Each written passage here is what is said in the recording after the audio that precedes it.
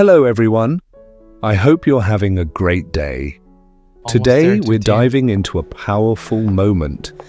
After everything Tu Tien has been through, Jack doesn't just take her home. He drives back into the night to repay the strangers who saved her, and what they find on that forest road changes everything. If you enjoy emotional, dramatic stories like this, don't forget to subscribe so you won't miss the next episode. The house is finally quiet again, but it's the kind of quiet that still feels fragile, like everyone is afraid one wrong sound will break it.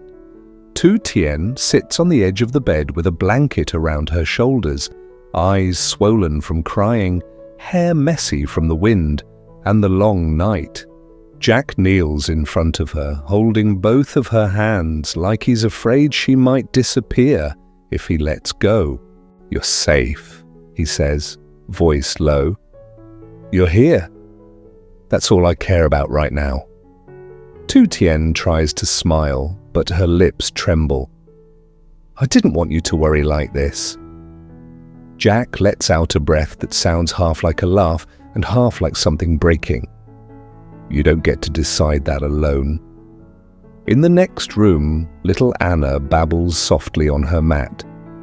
Her two tiny braids stick up slightly uneven, and she's hugging a stuffed toy like it's her job. She keeps looking toward the bedroom door, sensing the tension even if she doesn't understand it. Mother Ly moves quietly around the kitchen, reheating soup, pretending she isn't watching every second. Chudung stands near the doorway with his arms crossed, his face tight with concern. Jack stands up and looks at Tu Tien again.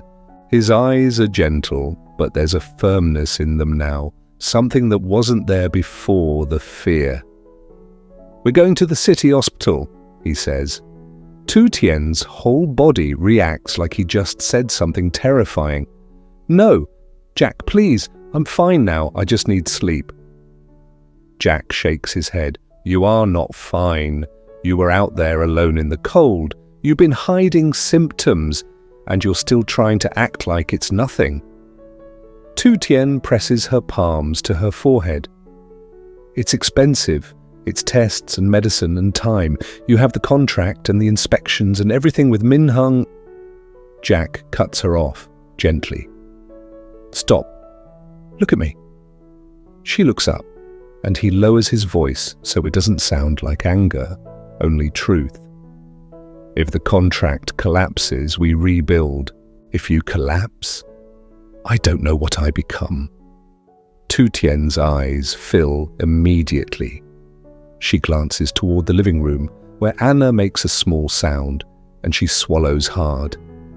"I don't want to be your burden," she whispers.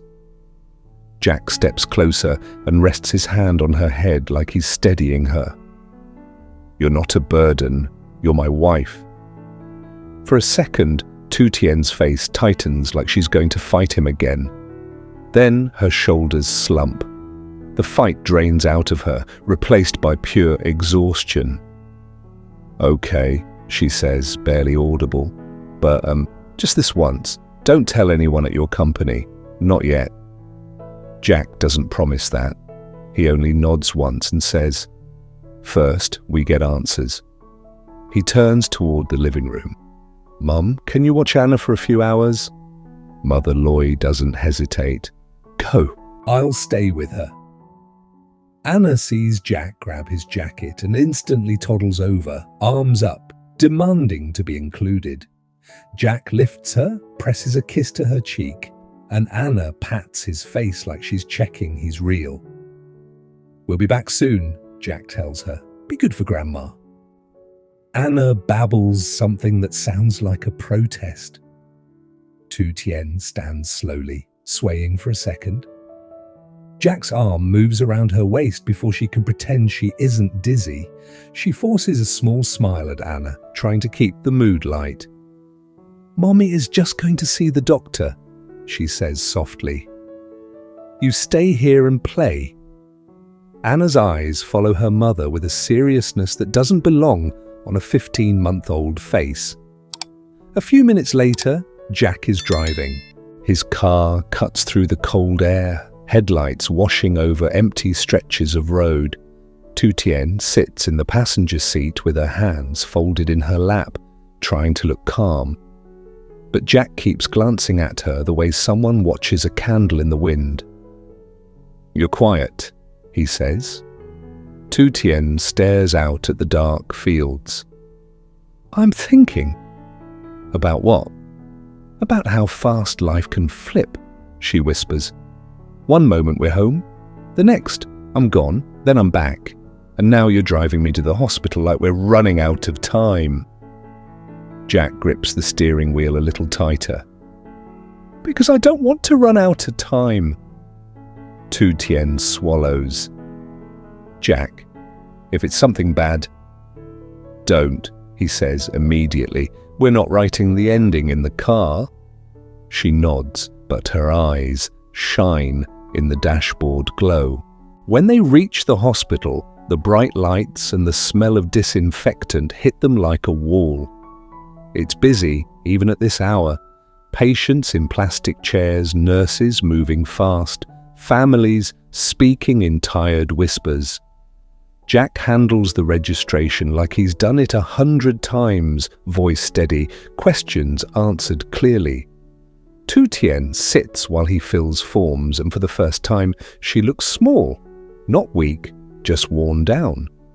In triage, a nurse checks Tu Tien's temperature, blood pressure, and asks about symptoms. Tu Tien hesitates on every question, like the truth is heavy in her mouth. Jack stays close. "Tell them," he says quietly. "All of it." Tu Tien finally nods. "I've been getting dizzy and tired. And nosebleed sometimes." Jack's jaw tightens at the word "sometimes," because he knows it means more than she's saying. But he doesn't correct her in front of strangers. He just holds her hand. They wait in a hallway while labs are arranged. Jack watches Tu Tien's face, then watches the clock, then checks his phone like it might explode. A message appears from his company group chat, something about timelines and materials. He doesn't open it. He locks the screen. Tu Tien notices. "You should check," she murmurs. Jack shakes his head. "Not right now." "You can't ignore work forever," she says, trying to sound reasonable. Jack looks at her and his voice drops. "You ignored your own body for weeks?" "Don't lecture me about priorities." Tu Tien's eyes sting again, and she turns her face away because she's embarrassed to cry so easily. After what feels like hours, the doctor finally calls them into a small room. The doctor's tone is calm, professional, neither dramatic nor dismissive. That calm alone makes Tu Tien's stomach twist. The doctor reviews the test slips, asks a few more questions, and then looks up. "Your results don't show anything immediately life-threatening," the doctor says. "But you are clearly exhausted, and your body is reacting to prolonged stress, poor sleep, and irregular nutrition. The nosebleeds can worsen with dryness and fatigue. The dizziness may be related to low iron and dehydration." Tu Tien's shoulders loosen slightly, like she's been holding her breath for days. Jack doesn't relax as fast. "So what do we do?" The doctor writes a prescription and explains a plan. Medication, rest, hydration, follow-up, and strict limits on overwork. Tu Tien nods quickly. "I can do that." Jack hears the eagerness in her voice, the way she wants the problem to be simple so she can protect him from worry. He doesn't argue here. He just asks the questions he needs to ask, like a man building a wall against fear. When they step out into the hallway again, Tu Tien's knees look slightly weak. Jack guides her toward a bench. "It's okay," he says softly. "You heard the doctor?" Tu Tien lets out a shaky laugh. So I'm not dying? Jack's eyes flick to her, serious. Don't ever say that like it was an option you were ready to accept. Tu Tien's smile fades. I was just scared. Jack sits beside her and reaches for her hand again. I know. On the way home, the road is still dark, but the inside of the car feels warmer than before. Not because everything is solved, because it isn't, but because they finally stopped hiding from each other. Jack drives in silence for a while, then speaks, almost like he's making a vow out loud. We're going to thank the people who helped you, he says. The ones you told me about. Tu Tien turns to him. Tonight? Jack nods. Yes, tonight. While you're here. While we can? Tu Tien leans back against the seat, eyes closing for a second. And for the first time in a long time, she lets herself believe something simple. She made it back. And this time, she isn't alone. By the time they reach town again, the sky is still heavy and dark, but Tu Tien's breathing has steadied.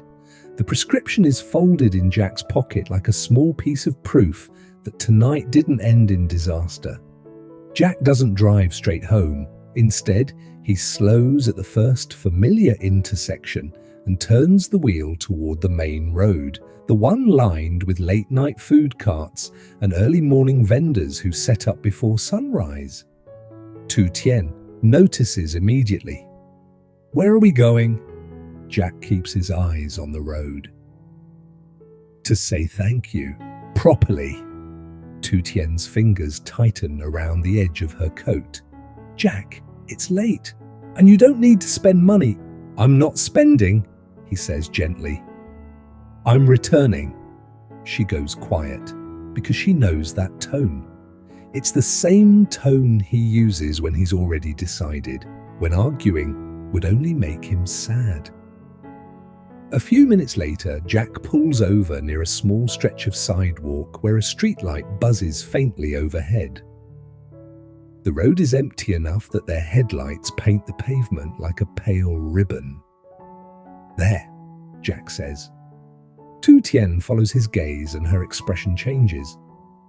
A small cart sits near the curb, the old man's cart, the one she remembers.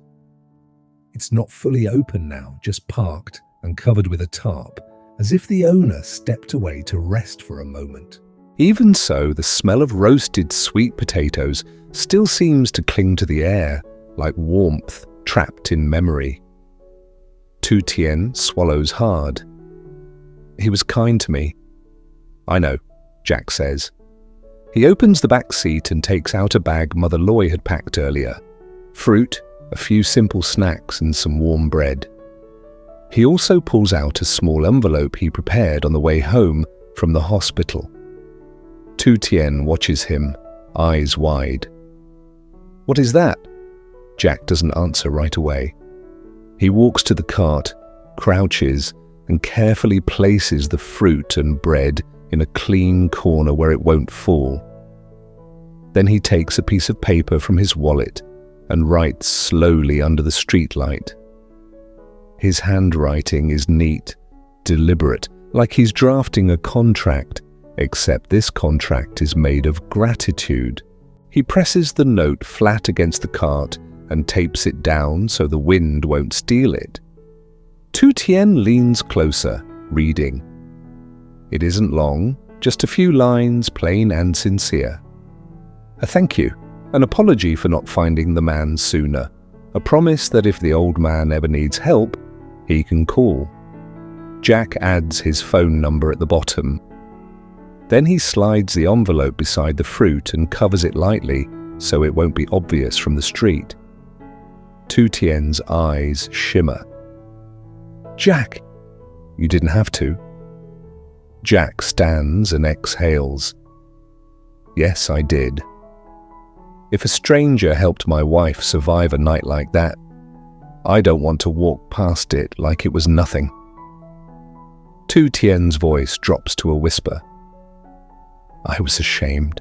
I thought, If you knew how helpless I was, you'd look at me differently. Jack turns toward her, the streetlight catching the tiredness in his face. I looked at you differently, he says. Not because you were helpless, because you still walked forward, because you still found people, because you still came back. Tu Tien looks down, fighting tears. Jack opens the passenger door for her. Come on, there's one more person. Tu Tien hesitates. The herbal grandma? Jack nods. You said she helped you before, and you said you never got to thank her properly. Tu Tien's throat works like she's trying to swallow a stone. I don't know if we can find her. We try, Jack says. That's enough. They drive out of town, away from the steady streetlights and into darker roads where the trees close in like a tunnel. The car's headlights sweep across wet leaves and quiet fields. It feels like they've stepped into another world, one that remembers fear too well. Tu Tien sits upright, alert now, eyes scanning the roadside as if the forest itself might recognize her. Here, she says, suddenly pointing. That path. Jack slows immediately and turns onto a narrow dirt road. The car bumps gently over uneven ground. Tu Tien holds the handle above the door, steadying herself. This is where I walked, she murmurs. I can't believe I'm here again. Jack's voice is calm, but tight. You shouldn't have ever been here alone. Tu Tien doesn't argue. She just stares ahead. After a while, Jack stops the car where the road becomes too narrow and overgrown. We walk from here, he says. Tu Tien nods. Yes. They step out into the cold night air. The forest smells like damp soil and crushed leaves.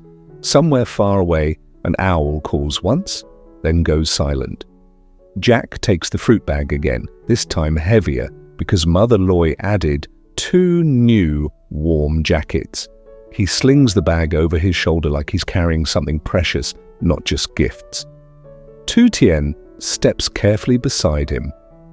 If we don't find her, we still tried, Jack says, and you can keep trying later, together. They walk slowly, following Tu Tien's memory. She leads with cautious confidence, pausing at turns, listening, reorienting herself by the shape of the trees and the slope of the ground. Then, ahead, a figure moves between the bushes. Tu Tien freezes so hard Jack stops too. The figure steps into the faint light of the road, an elderly woman with a cloth bag in her hands, hair tied back, posture slightly bent, but steady. She carries bundles of herbs like someone who has done this for decades. Tu Tien's lips part. It's her. Before Jack can say anything, Tu Tien rushes forward. Not fast, she's still weak, but urgently, like her heart is pulling her. Grandma, she says, voice breaking. The old woman looks up sharply, eyes narrowing at first, cautious. Then recognition flickers across her face and her expression softens. You, the woman says quietly. You came back. Tu Tien reaches her and suddenly can't hold it in anymore. She wraps her arms around the old woman and cries, shoulders shaking with relief and gratitude that has nowhere else to go. Jack stands back for a second, giving them space, watching with a tight throat. Tu Tien pulls away just enough to speak. I never forgot you. I was scared I'd never see you again. The old woman's weathered hand lifts and pats Tu Tien's hair once, gently. You're alive. That is enough. Jack steps forward then, respectful. Grandma, I'm Jack. I'm her husband. The old woman studies him, not suspicious, measuring. Then she nods once. You brought her back, she says. Jack's voice is steady but emotional underneath. You helped her first. Thank you. He opens the bag and pulls out fruit, bread and the 2 warm jackets. "These are for you," he says. "And please, if you ever need anything, I want you to be able to reach us." He hands her another note with his phone number, written clearly. Tu Tien wipes her face. "We brought these because we wanted to thank you properly. And I promise, when I'm stronger, I'll come visit you again." The old woman looks at the jackets, then at Tu Tien's pale face. "You need to rest," she says bluntly. "Your body is tired." Tu Tien's eyes flick to Jack, guilty, like she's been caught. Jack doesn't look angry, he looks determined. "We went to the hospital," Jack says. "We have medicine now, we're not hiding anymore." The old woman nods slowly, as if that answer matters more than anything else. "Good," she says. "Then you can live." The simplicity of it makes Tu Tien cry again, softer this time. Jack steps closer and places a gentle hand on Tu Tien's shoulder. They stand there in the forest road for a moment, 3 people connected by something that feels bigger than coincidence. Not fate, exactly. More like kindness, traveling in a circle and returning. On the way back to the car, Tu Tien walks slower, but her posture is different, less haunted, more anchored. Jack glances at her. "You okay?" Tu Tien nods. "I feel lighter." Jack unlocks the car and helps her in. Before he closes the door, he looks at her seriously. "We go home," he says. "We rest. And tomorrow, whatever happens with Min Hung, whatever Officer Tu calls about, we face it with the truth." Tu Tien swallows and nods again. Together, Jack starts the engine and turns the car back toward the road, toward the house where Anna is waiting, toward a life that still has danger at the edges, but also has something stronger now. Not just love, trust. After Tu Tien finally returns home safely, Jack insists on taking her to the city hospital for a full checkup. Tu Tien keeps resisting, afraid the cost will pressure Jack and hurt his work and the Min Hung contract, but Jack refuses to gamble with her health again. After tests, the doctor reassures them the condition isn't life-threatening and gives a prescription, strict rest, and follow-up instructions. On the way home, Jack drives back to the roadside spot where kind strangers once helped Tu Tien, leaving fruit and a heartfelt thank you. Then, guided by Tu Tien's memory, they take a forest path and unexpectedly meet the elderly herbal healer who once rescued her before. Tu Tien breaks down in tears, hugging her, and the couple gifts her food, fruit, and warm new jackets, promising to visit again.